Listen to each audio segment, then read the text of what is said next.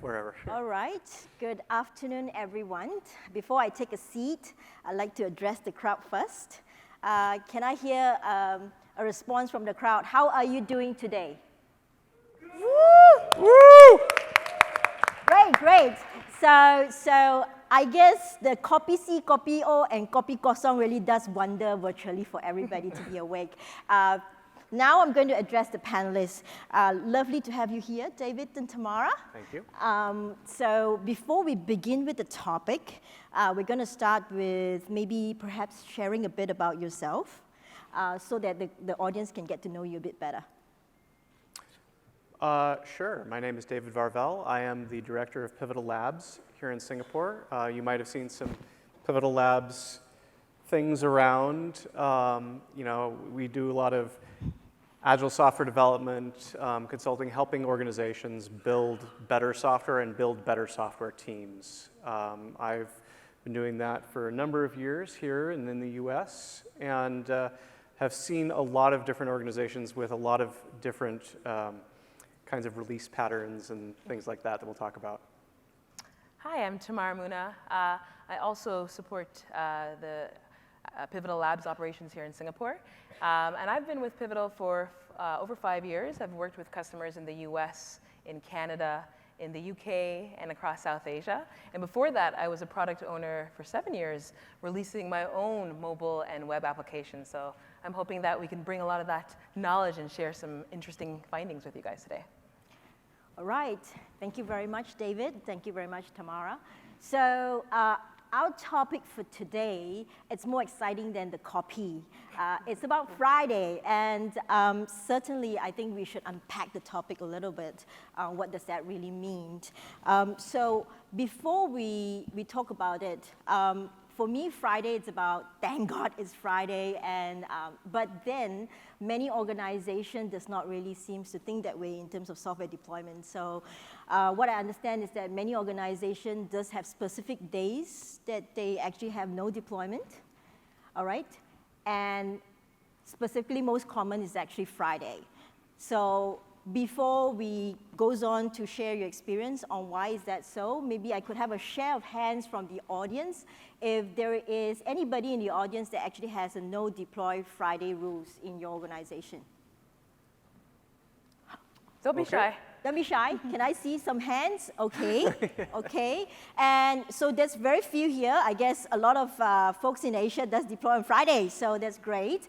Now, what about if you do have specific windows that you can't deploy your applications? Can I have a show of hands, not just Friday? All right, we have more hands. All right, great. So David and Tamara, with that said, could you share in terms of the experience in your journey, why exactly so that there are specific windows whereby there is just no deployment?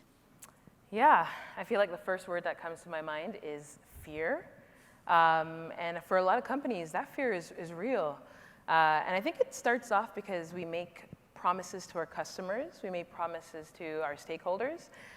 It starts with the business folks and the marketing folks who set out to communicate and to align and coordinate general availability of new products and services coming out. They set out marketing and launch activities to build up that momentum and that expectation. And that expectation is set with their customers, it's set with the media, it's set with their partners. And so, there's a lot of expectation around that. And then you think about the application development team who are working for months to build out these valuable products. And also, when you start to think about when you're getting closer to the deployment time frame, the IT operations folks, the infrastructure folks, who have this window in which they have to put months and months of effort into production. And so in that one moment, people feel afraid, they feel terrified. I'm reminded of when I first launched a web application for a mobile storefront. And it was exciting. So we had a group of cross-functional folks all dialed into a bridge. And it was awkward. Everyone's on mute. No one knows exactly what's going to happen. And there's usually that one person who's supposed to deploy. And so we did this early on a Friday. We thought we'd be smarter. Is it Thursday night? Is it Friday? But it was Friday morning, and we had about an hour and a half to deploy. And unfortunately, 5 hours later, we still weren't able to deploy to production. And that's when they realized that somebody who wasn't on the call could really help. And so this actually went on for another day, and actually multiple days before we could actually launch a production. And that left people feeling, extremely tired, extremely stressed out. And that set the tone for the rest of the deployments to come. And so I think fear is the first thing that comes in my mind. I'm sure. Absolutely. Before I was descended into management, I was an engineer and was responsible for not only writing code, but overseeing a lot of deployments. In one of my jobs, I remember distinctly the process was ship and then watch all the error logs like a hawk for hours or days to figure out, okay, what's catching fire? Is anybody having problems? And things do go wrong.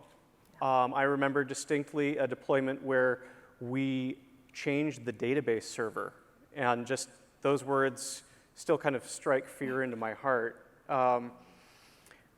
We deployed, and because of a misconfiguration in the new database server, there was a ton of things to get right.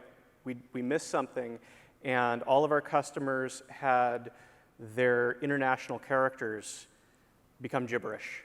All of the ASCII characters were fine, and so we spot checked some data, and all looked okay, but then everybody who was using Chinese characters or anything like that, their data was all lost. And of course, new data had been entered, and so we couldn't just do a rollback. It was only discovered after we went live. It exploded support costs. It was a disaster. And you have a few experiences like that as an organization, and you say, okay, well, let's be cautious. Let's put some parameters about when we're going to release and what our release process is, and all of that, and you start putting more ceremony around when and how you're going to release, because there are real costs to screwing up a release. Right. And that's, I think, how this comes about. Right. So what I'm hearing from you, David and Tamara, I guess the intention, of course, is to make sure that to reduce the fear, and fear was primarily the behavior that was driving some of this policies that's being put in place as a safety net. But it seems to me that this is a symptom to a larger problem. So with that being put in place, is this the best way forward? And what exactly is the impact of having a release windows both to the development team and to the business? Yeah, there are costs. I think two costs that come to my mind, and I think about release windows in typical organizations. You're talking about 1 to 3 times a year to be able to release software to production. The first cost, I think, is it actually encourages the wrong behavior. So I think about it in a business context. As a business person, if I only have 2 times where I can get my entire goals for the year out into production, you better believe I'm going to ask for everything and then some, right? And so it actually discourages us from thinking about what is the right thing that we need for our customers right now. We don't prioritize. We just try to shove and cram as many things as we can in the release, right? So it's kind of like if you had a grocery store, and if you could only go to the grocery store 2 times a year, what are you going to do? You're going to get everything you can. You're going to get the stuff that you need, for sure. But you're also going to get a bunch of things that you don't. And probably by the time you use it, it's spoiled, and it's no longer valuable to you. Right. And so what happens if the grocery store is available maybe, let's say, every month or maybe every week? Well, it's going to also change your behavior. You're probably going to feel more confident that you can get the things that you need when you need them. And then if you could go to the grocery store anytime you want, well, you're just going to get what you need at that right time. And so in the same way, there's a cost, I think, that we're not really incentivizing the right behaviors that we want. Mm-hmm. And I think a second thing that comes to my mind is I do think that it discourages learning. And bear with me, because if you think about our agile values, we value as agile, modern software development teams, we value being able to respond to change versus following a plan. And following a plan, we say that because plans are usually rigid, there's not a lot of room for adjustment and change. Well, similarly with these change windows, right? These release windows, is that you get used to being complacent. You don't even ask, why are we doing this anymore? There's no longer the appetite to see, hey, how can we optimize? And so I think the problem with that is that our customers are expecting us to solve their problems when they want it, right? They're expecting us to do that. And if we don't, our competitors are going to. And so it forces us to start to think about how can we build the muscle and build the capabilities to be able to respond to change and really become an environment of learning, a culture of learning. And of course, that's going to take time to build. But I think it actually really starts with being able to reach and meet our customer needs. I'm sure there's probably other costs too. Absolutely. I think there's cost. Even if things go perfectly according to plan, there's costs. I was working at one point for a group coupon company, and we decided to rewrite the entire core application in a completely new technology stack. And we had a release that was the cutover from the old platform to the new platform.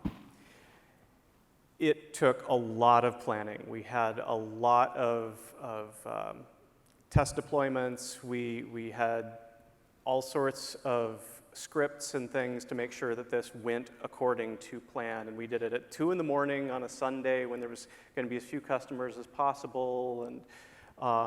And it actually went surprisingly well. Everything moved over to the new platform. Customers were able to do all their things the next morning. And there were very few fires we had to go fight. Of course, I was useless for fighting any of those fires because I'd been up all night. But the real cost was we had to do all of that planning. Because the release was such a huge deal, we had to spend a ton of effort making sure that that release was flawless. And I think that's an extreme example, but it shows up, the more that you have your releases be a big deal, the more effort you have to put in to make sure that that release goes particularly well. So ideally, you would build confidence in your releases so that you could kind of more casually release. And that probably means releasing more frequently, a lot more frequently. Preferably releasing whenever the heck you want. Yeah. I think looking at the audience here, I'm sure you kind of resonate as well. As a lot of restrictions in the organizations are being put in place, these unwritten rules are typically unquestioned.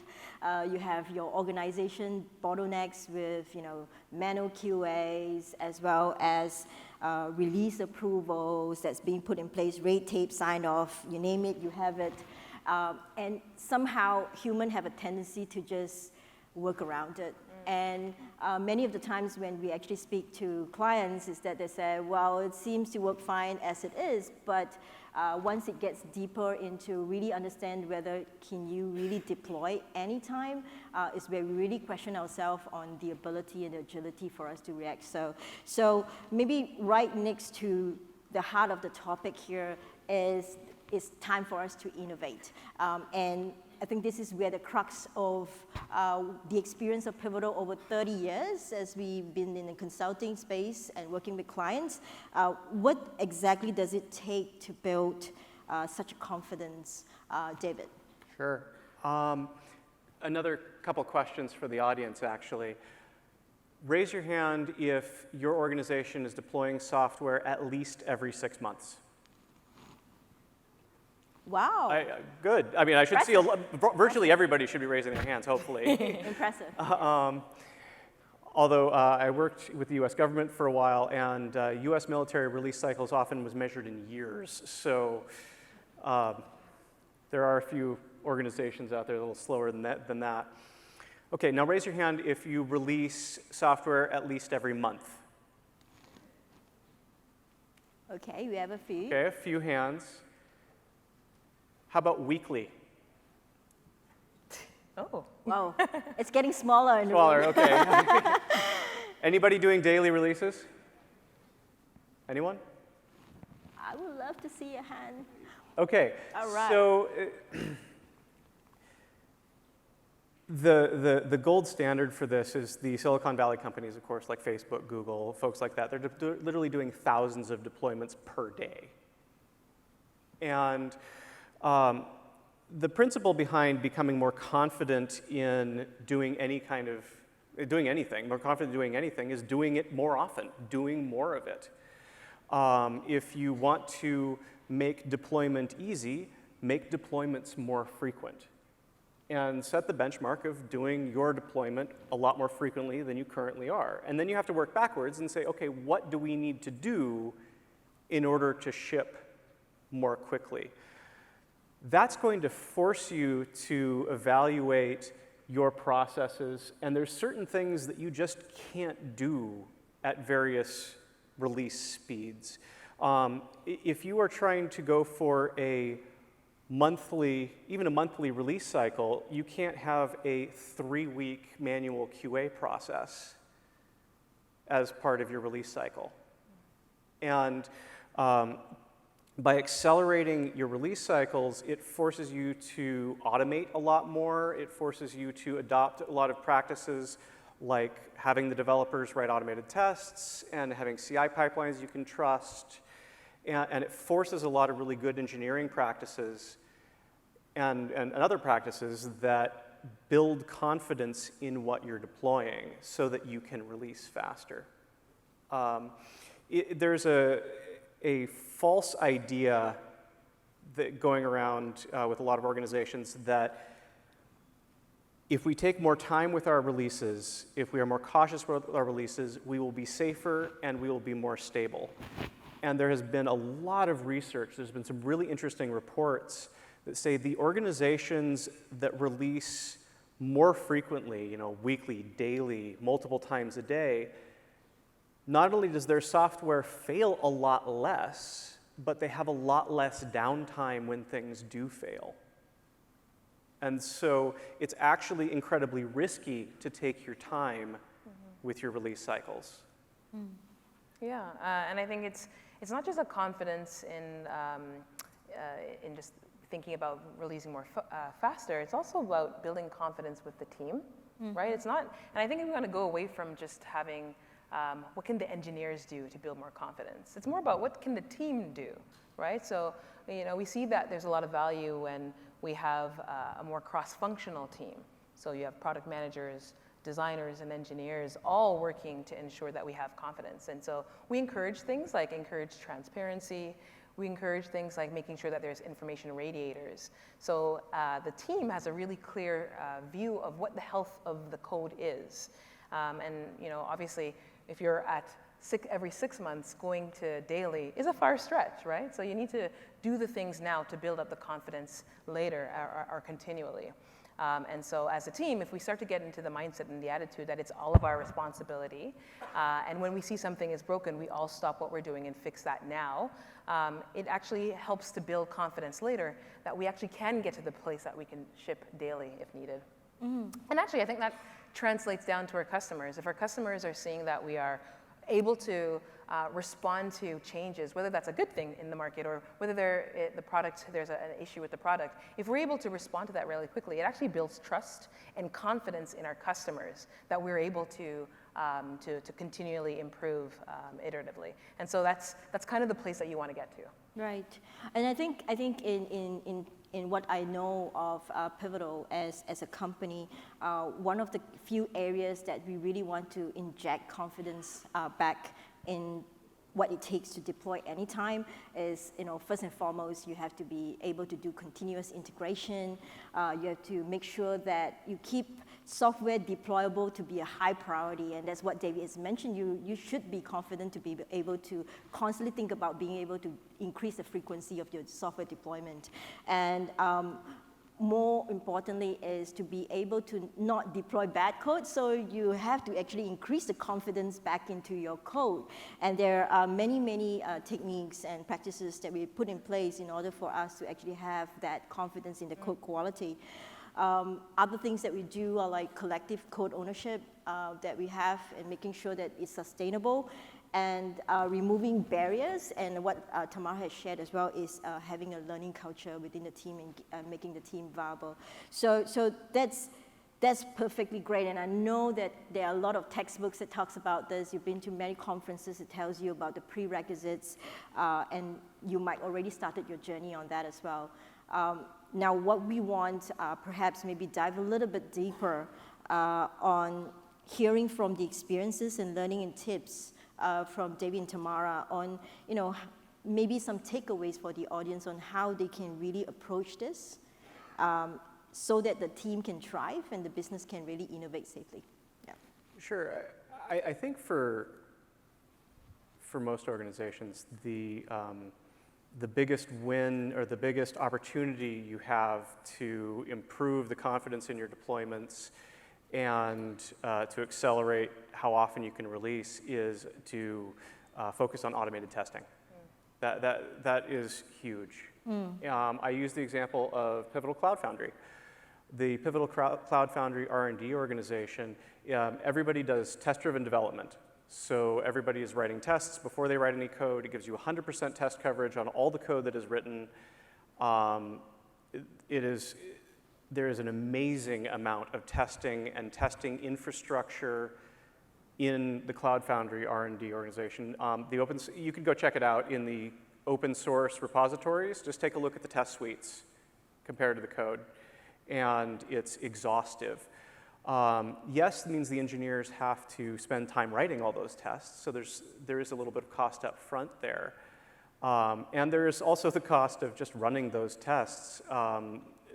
The cost of just the compute for running the tests for Cloud Foundry every year runs in the millions of dollars. But it means that we are able to have a shippable release of the whole platform weekly. We deploy new versions of Cloud Foundry to PWS. Last I checked, at least weekly. And that cadence has been the same for years. There's also the SLA for security patches. We have a 48-hour SLA for Cloud Foundry. From the time that a CVE is discovered, we can turn around a patch to the customer within 48 hours. Having that kind of turnaround would be impossible if there was a long manual QA cycle. If we didn't have all of that automated testing infrastructure in place, we just couldn't do that.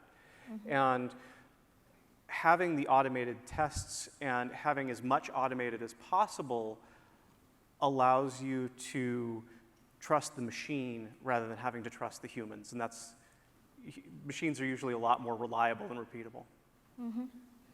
So what about you, Tamara? I mean, essentially, I don't think this is just an engineering effort alone in trying to get that. What kind of approach that you think holistically as a team we could take? Yeah, I think it's about adopting a lean mindset. It's really about, not in addition to building and releasing more frequently, we need to be building the right things, and we need to get very quick feedback loops. So I think by thinking about what is the most valuable thing that we can deliver to our customer is really important.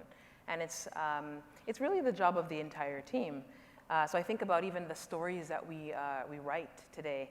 They really need to make sure they follow the invest paradigm, which it needs to be individual.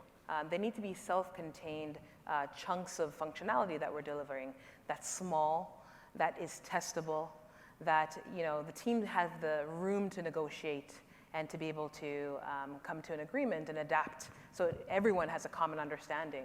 And then most importantly, they need to provide value to the customer. And I think if you start to have that user-centered point of view all the time, and not just from the engineers, or not just from the designer, or not just from the product manager, but as a whole team, if we're keeping ourselves accountable, it is actually really important for the continuity of being able to release every time, building our confidence, not just again with ourselves, but with our customers, and we're building the right things pretty fast, right? And so I think that's where we want to be able to take our products to. And to be honest, I think that's what is expected of us for our customers. They expect that when they get something, it just works. It makes sense. It's solving a real problem. And so I think it's a bit of a mindset shift to be a little bit more lean and to be definitely user-centered. And I think to be realistic here as well is that we all agree that one of the last mile constraint is essentially your deployment checklist. And what is very, very important for the deployment checklist is that you convert it to code and automate it. That's the only way you can create consistency and create the agility that you need. And the continuous delivery mindset that really needs to permeate through the organization is to really have that in the big screen radiator where everybody has a focus in terms of like how they're actually deploying their code. So we do most of this. I just want to have a show of hand. How many of you have actually visited our booth in the exhibition area? All right, so I don't see many hands, and I hope that after this, you could actually drop by if you would like to know more how we actually put this into action, because we really believe that the best way to learn is by doing, and there are some pairing stations right at the exhibition area that you could actually experience it yourself, right? Now, we have about 4 minutes to go. What I'm going to do is maybe to open up for questions in the room, if anyone has any questions to the panel, before we actually proceed to end the session.